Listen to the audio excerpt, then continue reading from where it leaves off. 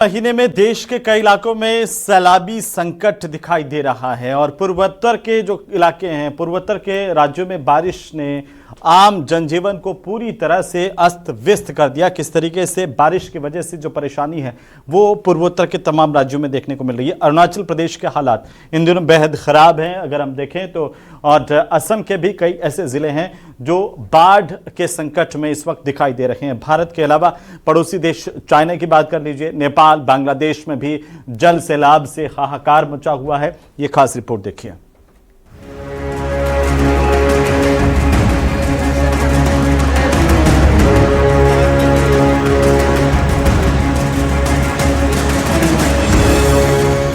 कहीं चट्टानें खिसक रही हैं, कहीं सैलाब से हाहाकार मचा है।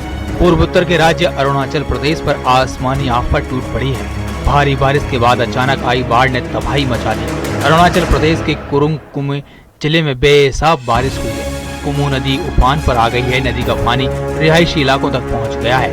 सब कुछ पानी पानी हो गया है। लोगों के मकान बह गए हैं, पुल बह गए हैं, कई सड़कों का नामो निशान मिट गया है। हालात ऐसे हो गए हैं कि लोगों ने अपने काम काज छोड़ दिए हैं। नदियों के आसपास रह रहे लोग सुरक्षित इलाकों की तरफ जा रहे हैं। हर तरफ पानी ही पानी है।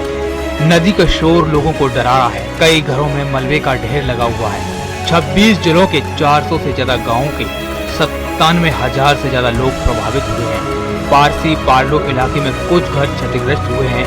एक स्कूल भी सैलाब से घिर गया। वहीं असम में भी बारिश अपना रौद्र रूप दिखाने लगी है। शिवसागर, लखीमपुर, दरांग, सोनितपुर, धेमाजी और जोरहाट बाढ़ से प्रभावित है। हाहाकारी मंजर लखीमपुर का है, जहां भारी बारिश के बाद बाढ़ जैसे हालात बन गए।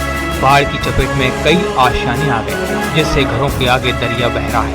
घरों में पानी दाखिल हो चुका है। आम जनजीवन पूरी तरह से अस्त व्यस्त है।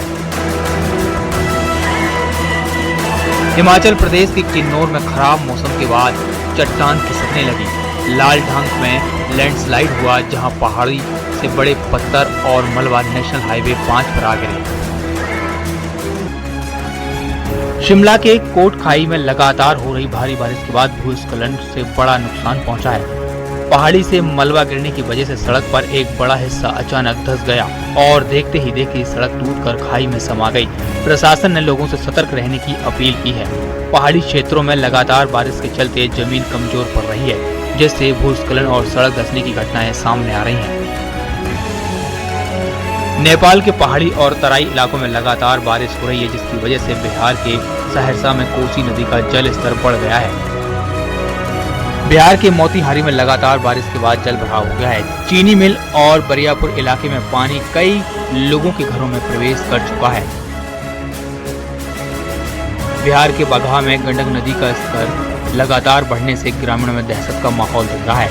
वाल्मीकि नगर बैराज से 1,60,000 क्यूसेक पानी छोड़ा गया है। बढ़ते जलस्तर के बाद जल संसाधन विभाग ने हाई अलर्ट जारी कर दिया है।